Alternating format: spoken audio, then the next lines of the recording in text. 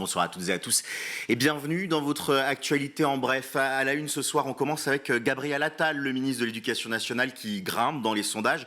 Il se hisse même à la 3e position des personnalités politiques préférées des Français dans un sondage Odoxa mascaré pour Public Sénat et la presse régionale. Derrière Marine Le Pen et Édouard Philippe qui reste la personnalité politique préférée des Français. Voilà l'analyse de Gaël Sliman, président d'Odoxa. Gabriel Attal est déjà pressenti comme un bon candidat pour 2027 par 29% des Français, ce qui en fait le dauphin d'Édouard Philippe. Édouard Philippe, justement, qui continue à caracoler en tête des sondages, puisque 50% des Français interrogés le voient comme un bon successeur du président Emmanuel Macron. Alors, comment expliquer ce bond de 11 points dans les sondages de Gabriel Attal? Deux sources d'explication.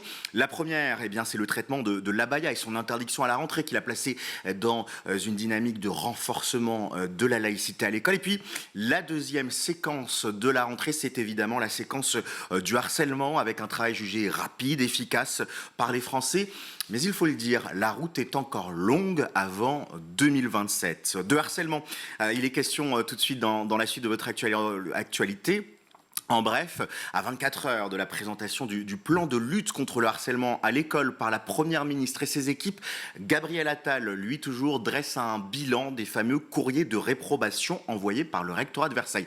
Vous savez, on en parle depuis quelques jours, ça fait polémique, notamment sur cette affaire de l'enfant harcelé dont les parents avaient reçu ce courrier de réprobation. On parle, explique Gabriel Attal, d'un courrier appelé courrier de réprobation qui est adressé à des personnes lorsqu'il y a des menaces, parfois des menaces sur l'intégrité physique d'agents de l'éducation nationale. Vous le savez, des parents d'un élève harcelé qui a mis fin à ses jours à la rentrée avaient reçu un tel courrier. Sur 120 courriers envoyés sur l'année scolaire 2022-2023 par l'Académie, le rectorat de Versailles, 55 posent problème selon Gabriel Attal, l'ex-rectrice de Versailles qui s'était excusée, on en parlait hier dans le Grand JT, avait expliqué que ces envois étaient automatisé. Et puis pour clore cette séquence Gabriel Attal, notons que le Conseil d'État a rejeté hier un deuxième référé contre l'interdiction du port de l'abaya à l'école. Voilà le communiqué du Conseil d'État. En l'état de l'instruction, le juge des référés estime qu'il n'existe pas de doute sérieux sur la légalité de l'interdiction décidée par le ministre de l'Éducation nationale et de la jeunesse. Voilà pour le communiqué du Conseil d'État. Plusieurs organismes avaient d'ailleurs saisi ce conseil, l'association La Voix lycéenne, l'association Le Point Levé et le syndicat Sud Éducation. Pour motiver son rejet, en fait, le Conseil d'État explique que l'abaya est bien un vêtement religieux et il en tient pour preuve des discussions engagées avec les élèves qui pointent du doigt l'aspect religieux de ce vêtement. Reste donc que c'était un jugement référé, c'est-à-dire de manière très rapide. Une instruction est toujours en cours pour un jugement de fond.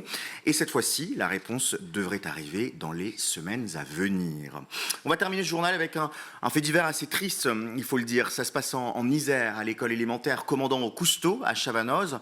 Un cambriolage a eu lieu dans la nuit de samedi à dimanche et tout le matériel informatique a disparu. Rétroprojecteurs, ordinateurs, tablettes, tout a été volé. Pour un préjudice tout de même de plusieurs dizaines de milliers d'euros. Colère au sein de l'établissement, explique le maire, d'abord parce que la colère est du côté des enseignants et du directeur, car ils font beaucoup pour nos élèves, première déclaration.